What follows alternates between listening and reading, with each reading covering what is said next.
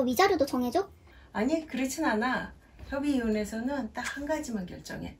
두 사람이 이혼할 의사가 있는지, 그 합치가 되는지 그것만 결정을 해. 다만 미성년 자녀가 있을 때는 양육권을 어떻게 할지에 대한 부분은 같이 판사님 앞에서 서로 협의를 하게 되지. 양육에 대한 사항이면 어떤 거?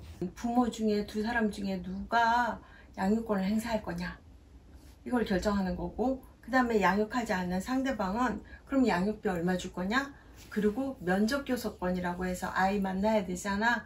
그래서 뭐 일주일에 무슨 요일을 만나고 몇 시간을 만나고 어떤 방식으로 어디서 만나고 또 방학 때나 명절 때는 어떻게 하느냐, 뭐 이런 얘기들을 하지.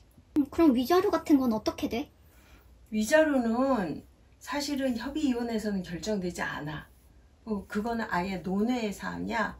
그래서 만약에 당사자 간에 위자료나 재산 분할에 대해서 합의를 하지 못했어, 그러면 애초부터 그냥 협의이혼하지 말고 이혼 소송을 해서 그 소송안에서 다 같이 정리하는 게 제일 나을 수도 있어.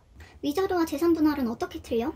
위자료 같은 경우는 정확히 말하면 손해배상이라고 얘기하는 거야. 그러니까 두 사람이 결혼을 했어. 근데 상대방 때문에 내가 고통을 받았어. 거기에 대한 손해배상이야. 예를 들어서 상대방이 외도를 했어.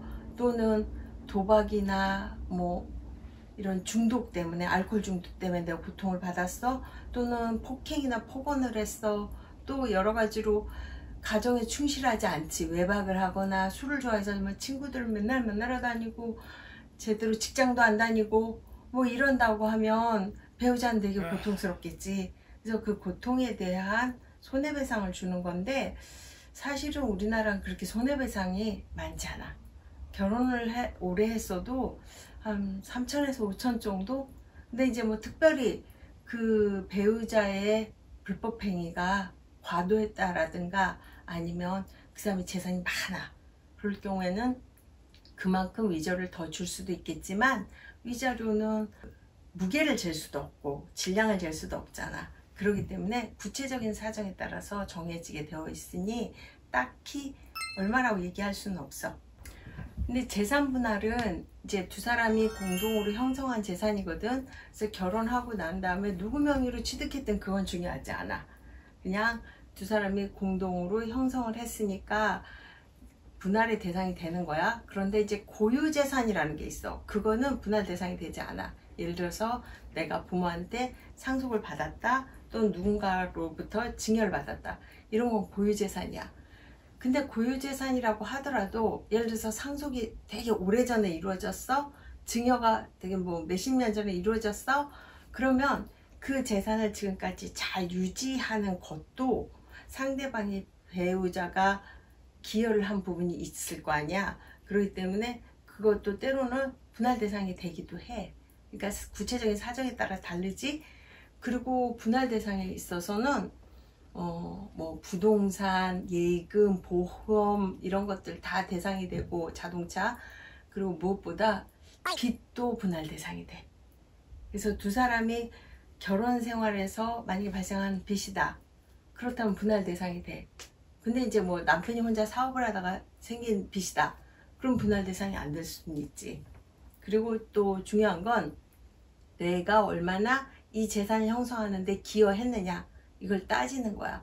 집에서 살림만 하던 배우자라 하더라도 그 사람의 가사 노동력을 인정해 주기 때문에 그것도 기여 도를 인정을 해서 분할 비율을 정할 수 있어. 그래서 꼭 뭐 결혼 오래 했다고 해서 반반은 아니야.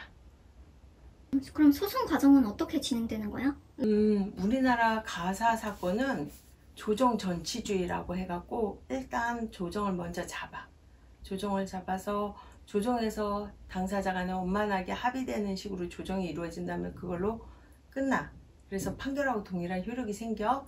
그런데 만약에 조정이 안 됐다, 그러면은 다른 여러 절차를 거칠 수도 있어. 예를 들어서 두 사람이 정말 이혼을 해야 되냐, 이혼 사유가 있느냐, 또 가사 조사를 통해서 재산 분할을 어떻게 나눌 거냐, 양육권은 누가 가질 거고 양육비는 어떻게 해야지 적당한가, 이런 것들은 가사 조사관이 있어서 당사자를 부르기도 하고, 당연히 또 아이들 필요할 경우에는 자녀들을 불러서 가사 조사를 하고 그 조사 보고서를 재판부에 올려.